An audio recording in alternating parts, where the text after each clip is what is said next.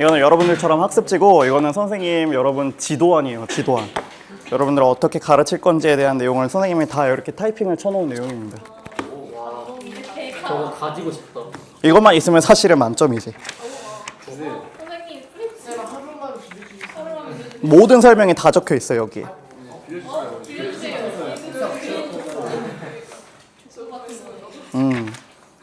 여기에 보면은 시험에 낼 것이라고 이런 내용도 적혀 있어.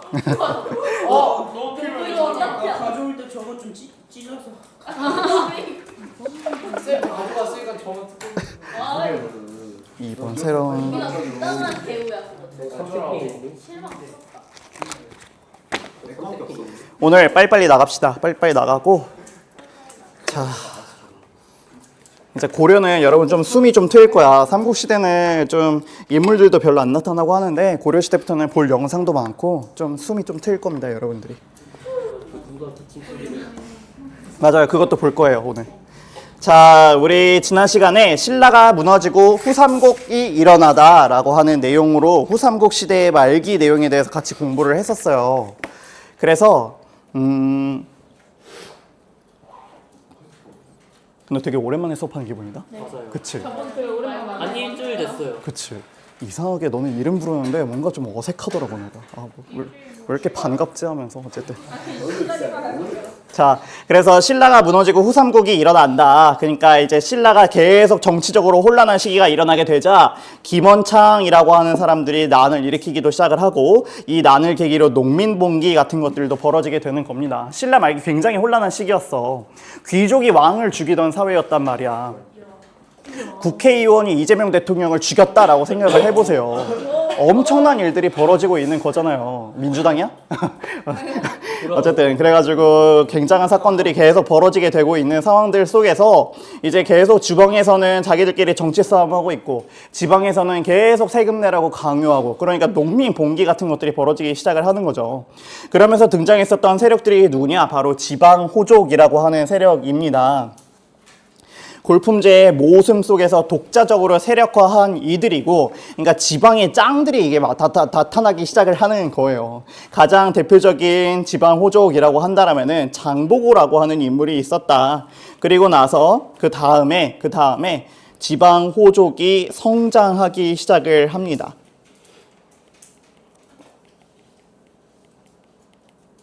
장보고 내용 좀 기억나요, 혹시? 네. 돈 많아갖고. 돈 많아서 중개무역으로 돈이 많아가지고 이 왕이 되고 싶은 사람들은 무조건 장보고한테 갔었어요. 왜냐?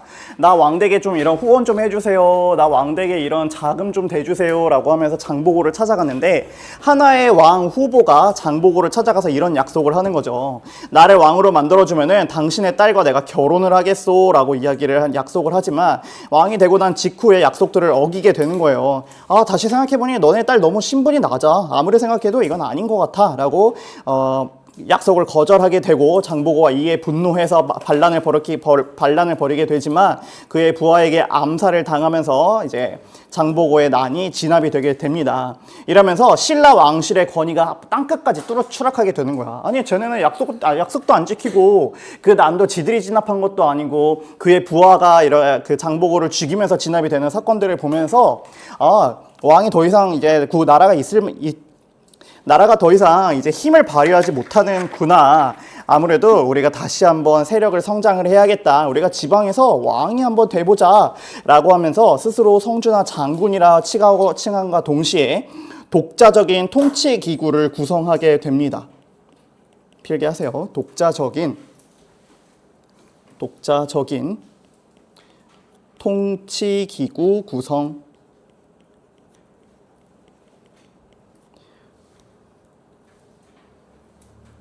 가장 대표적인 이 지방 호족이 누구였느냐? 견훤이라고 하는 사람과 궁예라고 하는 사람이 있었습니다. 궁예요. 이렇게 전국 농민들이 분노로 불타오르는 이 기막힌 타이밍에 이 타이밍을 이용한 천재들이 등장을 하는 거예요. 신라 정부 부셔버리자, 내 밑으로 들어와 하면서 농민들을 흡수한 견훤과 궁예가 등장을 하면서 견훤은 무슨 나라를 세우게 되느냐, 후백제를 세우고 궁예는 후고구려를 세우게 되면서 후 삼국시대가 열리기 시작을 하게 되는 것입니다. 그러면서 육두품 세력의 현실 비판이라고 하는 내용들이 등장을 하는데, 이 호족들의 치명적인 단점이 무엇이냐, 브레인들이 없었다라고 하는 점이에요. 힘을 쓰던 이들이었기 때문에 일단은 육두품하고 진골 아래 지배층입니다.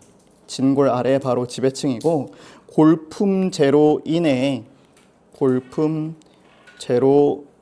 관직 진출에 제한당했었던 이들이죠.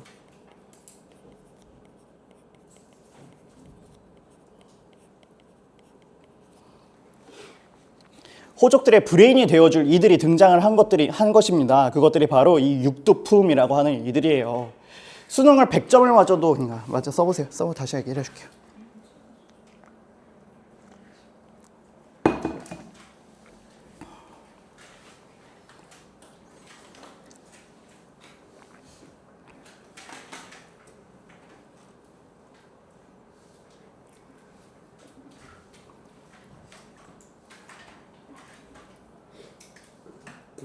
자, 이 육두품이라고 하는 이들이 어떤 이들이었느냐, 이 진골들이 예를 들어서 수능을 400점 만점에 100점을 맞았다라고 쳐보세요. 근데 이 육두품은 400점 만점에 400점을 맞은 거야. 그래도 얘네는 얘보다 진급을 못했습니다. 얘보다 좋은 대학을 가지를 못했어요. 항상 뭐 서울대는 무조건 진골만 갈 수 있다라고 이런 식으로 기준을 정해놓아 버리니까 진골은 100점을 맞아도 서울대를 가는데 400점 만점에 400점을 맞아도 서울대를 못 가는 이들의 육두품들이었습니다. 얼마나 분노가 하고 화가 났겠어. 나보다 멍청한 놈들을 따라야 한다라는 점들도 분노가 있었을 거고, 내가 압도적인 실력이 있는데도 실력이 낮은 멍청한 사람들을 따라야 한다는 것들에 대한 불만들이 굉장히 많았던 이들입니다. 이렇게 똑똑한 이들이 이제 바로 호족들의 브레인이 되어주면서 나라를 만들기 시작을 하는 거예요. 그리고 육두품의 현실을 비판한 인물이 한 명이 더 있는데, 최치원이라고 하는 인물입니다. 최치원이 유학을 갔다 오고 나서 이런 개혁들을 요구를 하기 시작을 해요.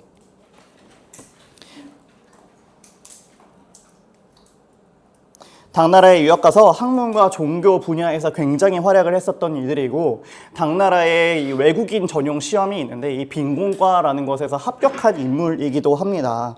그런데 골품제의 모순, 아무리 내가 똑똑해도 높은 지위에 못 간다라는 것들에 대해서 최치원이 빈공과에 합격하고 삼국 후 신라로 돌아와서 개혁을 요구하지만 좌절되게 됩니다. 귀족들이 이거를 수용을 해줬을 것 같아요? 안 해요. 왜? 내 밥그릇 뺏기니까. 나보다 똑똑한 애들이 관직에 진출을 하고자 한다는데 이거를 누가 허락을 하겠어요. 그러면서 이러한 육두품들이 이렇게 좌절됨과 동시에 지방 호족과 새로운 사회 건설을 추구하기 시작을 하게 되는 것입니다. 지방 호족들은 육두품이고 진골이고 가리지 않고 사람들을 채용을 했었거든요. 왜냐? 지금 내 나라가 먼저 강해져야 하니까. 신분이 뭐가 중요하겠어요. 그러면서 이들이 또 주장했었던 종교가 무엇이었느냐, 바로 선종이라고 하는 종교가 있었고,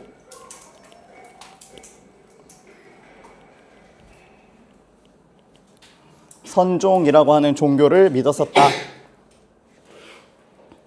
호족이들이 이제 군대와 돈과 육두품까지 흡수를 하고 난 이후에 마지막으로 필요한 것은 바로 백성들의 마음을 얻는 일들이었어요. 그래서 어떤 것들을 했느냐, 바로 이 신라 원래 사람들은 이 교종이라고 하는 종교를 믿었었거든요. 교종이라는 두꺼운 학문 경전을 달달달달 외우고 공부해야 부처가 된다라고 하는 종교였어요. 그런데 글 공부할 시간도 없고 어려운 진골 귀족들만 이거를 공부할 수 있었는데, 이 선종이라고 하는 종교를 종파를 만들게 되면서 새롭게 이제 백성들의 마음을 가져오기 시작을 하게 되는 것입니다. 선종이 무엇이냐? 글자 몰라도 돼. 책 안 봐도 돼. 마음속으로 열심히 명상하고 깨달음을 얻으면은 여러분 누구나 부처가 될 수 있어 라고 이야기를 하기 시작을 하는 거예요. 지방 호족들이 이러한 선종이라는 것들을 굉장히 지지하게 됩니다. 그래서 지방 호족의 지방 호족의 지지를 얻게 되는 것이죠. 또한 이들이 주장했었던 사상 중에 하나가 바로 풍수지리 사상이라고 하는 것이 있었습니다. 한 번쯤 다 들어봤죠? 자연세가 인간의 길흉화복에 영향을 미친다라는 거거든요. 말만 들으면 굉장히 어렵죠.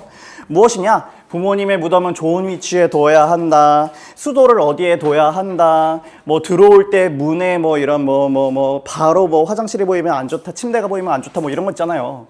뭐 문 지방을 밟으면 안 된다. 뭐 이런 것들. 다 그런 것들이 풍수지리 사상입니다, 여러분.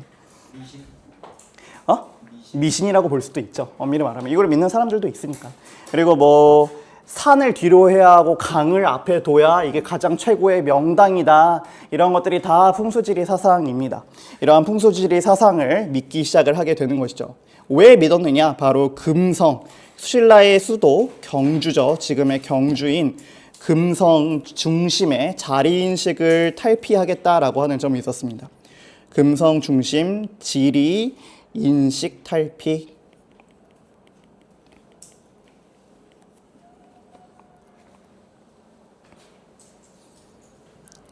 당시 경주라는 땅의 힘이 다 떨어졌다. 이제는 새로운 지역에 새로운 시대가 열릴 것이다. 라고 하면서 풍수지리를 이용한 지방 세력들이 이것들을 믿고 지지하기 시작을 하는 것이에요.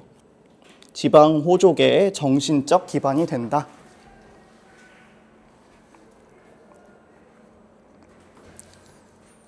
풍수지리 사상에 의해서 신라 땅은 이제 끝났어. 우리 이제 새로운 지역에서 새로운 나라를 만들어야 해. 라고 이러한 사상들을 믿고 지지해주기 시작을 하는 것이죠. 그러면서 후삼국이 이제 드디어 성립을 하게 되는데 첫 번째로 견훤이라고 하는 인물이 후백제를 건국을 하게 됩니다. 900년에 후백제를 건국하고 완산주이자 지금의 전주에 수도를 두게 돼요.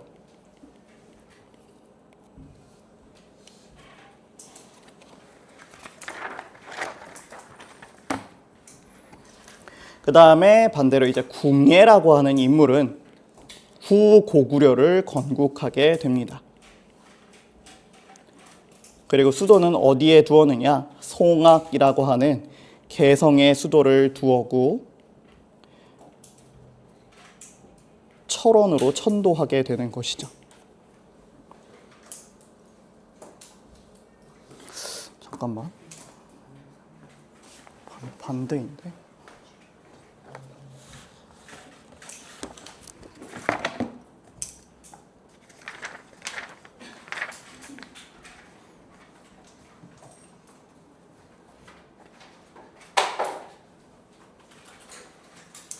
맞네.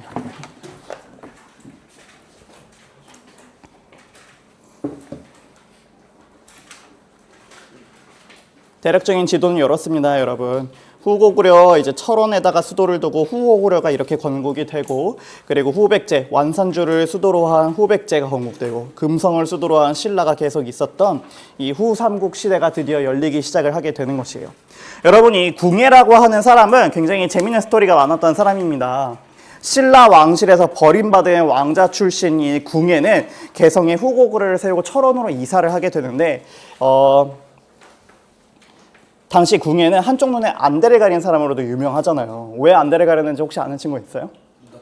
눈을 다쳐서. 왕달에 그 궁예를 떨어뜨리다가 어떤 사람 잡으려다 눈에 손이 찔리지 않나요? 맞아요. 여러분들이 다른 건 다 몰라도 이거는 알고 있더라고요. 신기해 죽겠어요.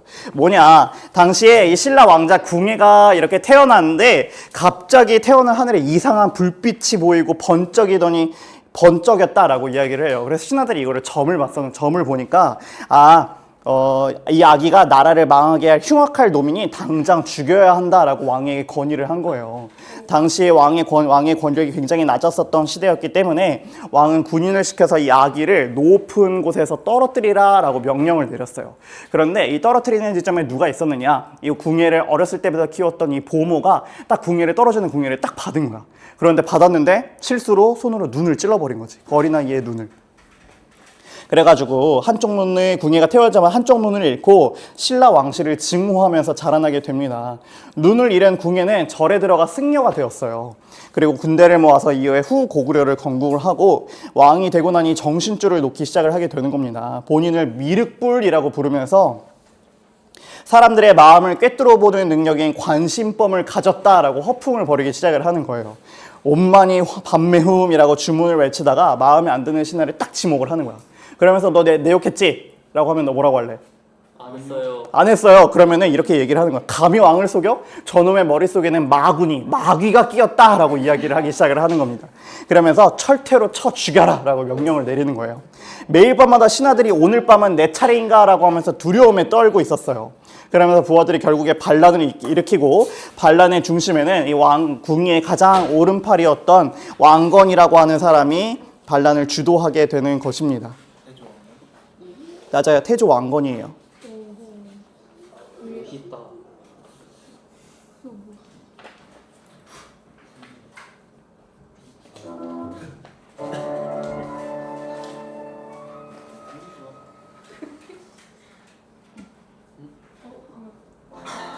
기침을 했어.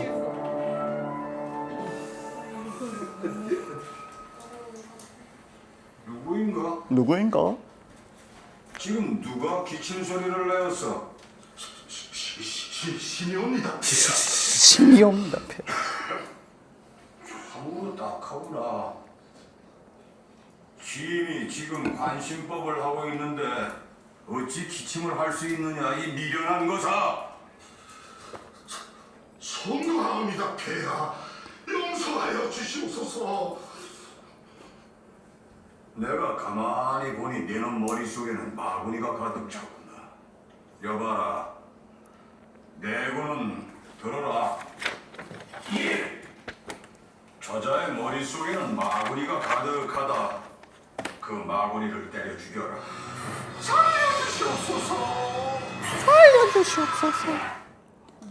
이렇게 죽였답니다.